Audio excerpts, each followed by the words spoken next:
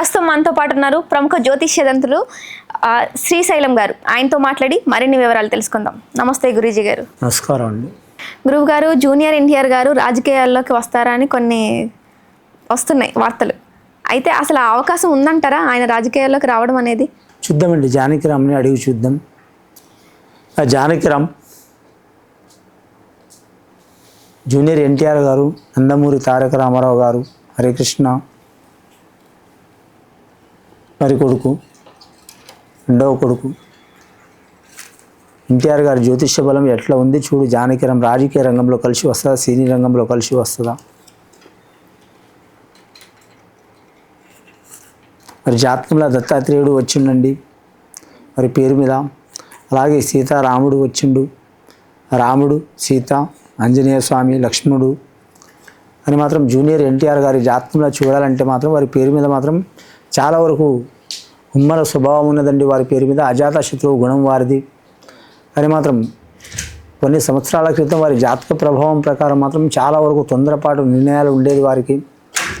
వారు ఎవరితో శత్రుత్వం పెట్టుకునే గుణం కాదు అని మాత్రం వారి జ్యోతిష బలంలో చూడాలంటే వారి జాతక ప్రకారం ఎవరితో శత్రుత్వం పెట్టుకోరు అని మాత్రం ముఖ్యంగా మాత్రం ఒక్కసారి హర్ట్ అయినారు అనుకో మాత్రం సున్నిత హృదయం వారిది, ఇంకోసారి వెళ్ళే అవకాశం ఉండదు వారి జాతక బలంలో.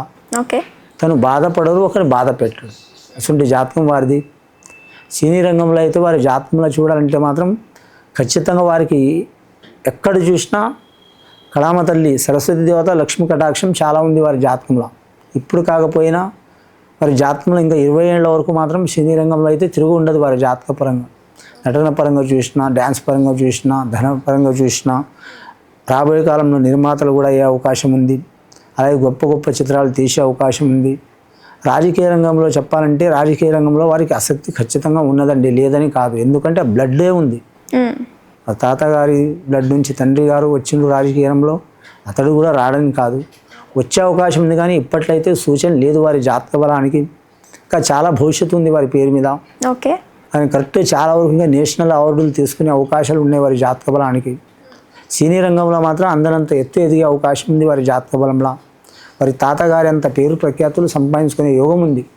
ఓకే, కానీ కొంచెం టైం పడుతుంది అంటున్నారు. టైం పడుతుంది. కానీ రాజకీయ రంగంలో మాత్రం వారి జ్యోతిష బలంలో ఇప్పుడు వారి వయస్సు నడుస్తున్నదండి 43 కావచ్చు, 43, 44 కావచ్చు, నాకైతే అంత కరెక్ట్గా తెలియదు. మరి జాతక బలంలో చూడాలంటే మాత్రం 55 సంవత్సరాల్లో ఉన్నదండి వారికి రాజకీయ రంగ యోగ బలం. ఓకే, వారు రాజకీయ రంగంలో ఉన్నా లేకున్నా కానీ మాత్రం ప్రజలకి సహకారం చేసే అవకాశం ఉంటుంది, అభిమానులకు సహకారం చేసే అవకాశం ఉంటుంది. వాళ్ళు తెలుగుదేశం వాళ్ళనే కాదు, ఎవరికైనా సరే ఎక్కడ ఏ ఆపద వచ్చినా చేసే అవకాశం ఉంటుంది.